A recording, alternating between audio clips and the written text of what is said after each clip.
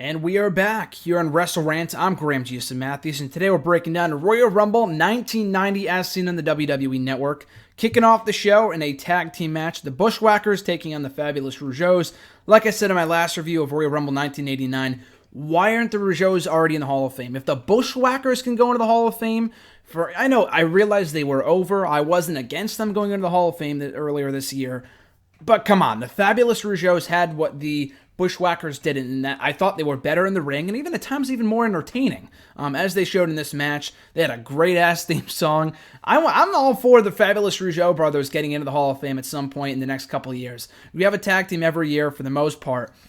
So other than maybe the Freebirds this upcoming year, that makes the most sense. But beyond that, the Fabulous Rougeau brothers need to go to the Hall of Fame at some point in the near future. But anyway, a good match. The Fabulous Rougeau brothers were on the offense for the most of it, for the majority of the matchup, but made for a fun opener. The Bushwhackers in the end pulled out the win. Didn't really care for it too much, but the match itself was good. Kind of a showcase of what tag team wrestling was in the late 80s and early 90s and how much it really meant at that period in time. So a good opener.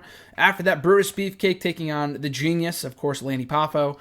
Throwaway match. I can't believe this went 11 minutes. It was a total comedy match. It ended in a double DQ. I guess Brutus tossed or accidentally pushed the Genius into the referee, so I guess that disqualified him for whatever reason, because when Mr. Perfect came down and started attacking Brutus, they called for a double DQ. They didn't say that just the Genius was DQ'd, so I'm guessing when the referee got shoved down by accident, that was grounds to DQ Brutus. I have no idea, but like I've said before, I just was never really a fan of Brutus and watching his old matches on the network. He wasn't a great worker. I thought the whole barber thing was stupid. You had a lot of dumb gimmicks back then, but some of them were just, and the crowd ate that one up, but I don't know, I just thought it was stupid.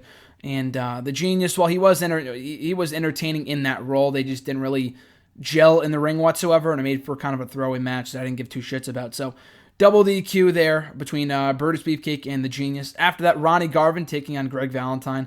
And what I thought was a great old school match, and it was a submission match, and my only gripe surrounding the match, and I'm pretty sure it was not like scripted or wasn't intended, but both guys kept on going for pinfalls. At least not once or twice, but multiple times did guys go for pinfalls during the course of this contest. It was kind of embarrassing. It's like, I don't know if this was the first ever submission match or if they were just still getting used to the stipulation. I have no idea, but it seemed like they really didn't know what kind of match they were in because they kept on going for pinfalls, and the referee kept on calling it off like, there's no pinfalls here, I'm not going to make the count, you can only make them submit in order to win. So that was kind of head-scratching, but otherwise I thought it was a good match. More so because they told a very good story with Ronnie Garvin, and of course Greg the Hammer Valentine had his figure four leg lock, but Ronnie Garvin had the guard on his foot, or whatever he called it. I forgot what the name of it was, but he had something on his foot that would, of course, give him leisure to win. And while they took it off at one point, him and Jimmy Hart, Greg Valentine and Jimmy Hart worked together to get that off of his leg.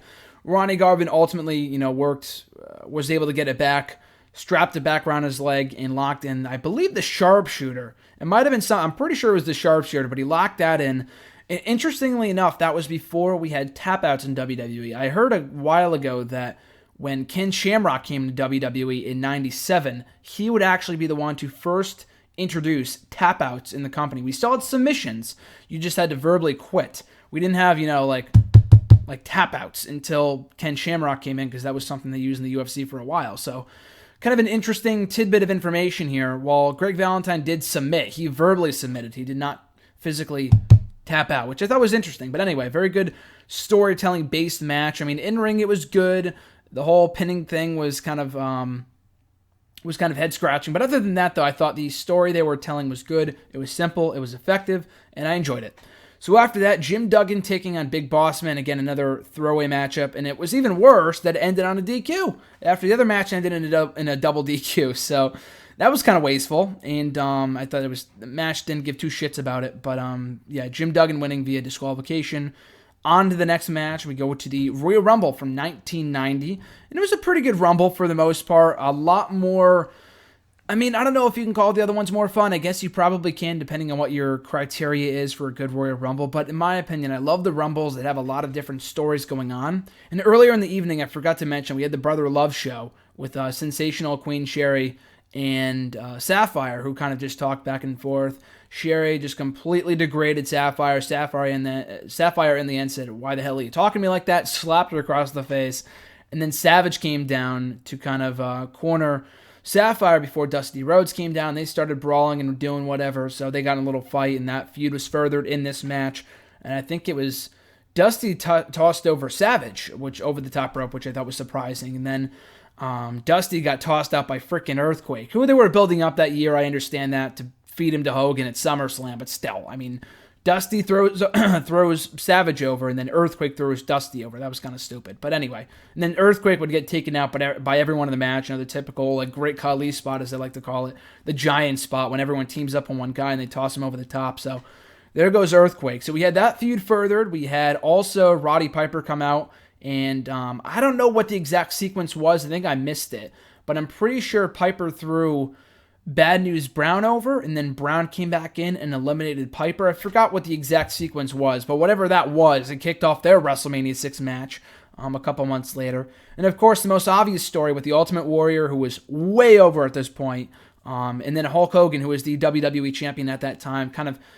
I'm pretty sure this was the first time they had ever come face-to-face. The crowd came unglued for their face-to-face confrontation. And because of their first ever, with this being, the first time they've ever crossed paths before in a WWF ring, crowd goes crazy. They exchange a few blows. Not one guy gets the better of the other. It's very, very even. And then I believe the Executioner came out, kind of even the score. And then later on, when two guys were trying to eliminate Warrior, Hogan tried to toss those two guys over, but instead eliminated the Warrior by accident. So that would kind of set the stage for the WrestleMania 6 match. And Hogan won his first Rumble. Fine outcome. The last person he eliminated was Mr. Perfect, so it kind of made it obvious by that point that he was going to win. But still, I would still have given the win to Warrior, not just because I'm a huge Warrior mark, but just because he was contending for the title at WrestleMania anyway. And Hogan would go on to win the Rumble the following year, so what the hell was the point? I mean, at WrestleMania 7, he would regain the belt, so it made sense for him to win the 91 Rumble. I'm not, against that, but in 1990, it would have been better, I feel like, if they just had Warrior win the Rumble. He was on fire anyway. He was the Intercontinental Champion.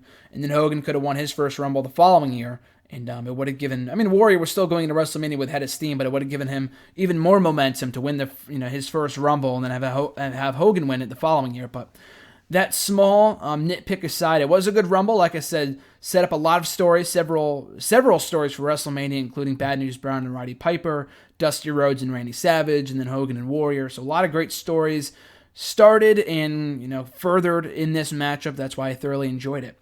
So on the whole, another good Rumble. A lot of these early Rumbles were very, very fun, which tends to be the theme for a lot of the early pay-per-views. WrestleMania not so much, and Survivor Series not also. The SummerSlam shows were good early on. Maybe it's just SummerSlam and Royal Rumble, but the early installments have been fun so far. This is the third show I've broken down. And then on Saturday, I'll be reviewing Royal Rumble 1991, which I'm already halfway through, and it's been a good show. So I'm looking forward to reviewing that and watching the rest of it in coming days. But in the meantime, at Between Time, guys, you guys can catch me on the Twitter at WrestleRant, on Facebook at facebook.com/graham.gsum.matthews, on the website at nextairwrestling.net. All the links are down below in the description box. And last but not least, be sure to like, comment, share, and subscribe. All support is greatly appreciated. As I mentioned, I'll be back on Saturday with my full review of Royal Rumble 1991. And until then, guys, have a great rest of your week. I'm Graham G.S. Matthews, and I'll catch you guys down the road.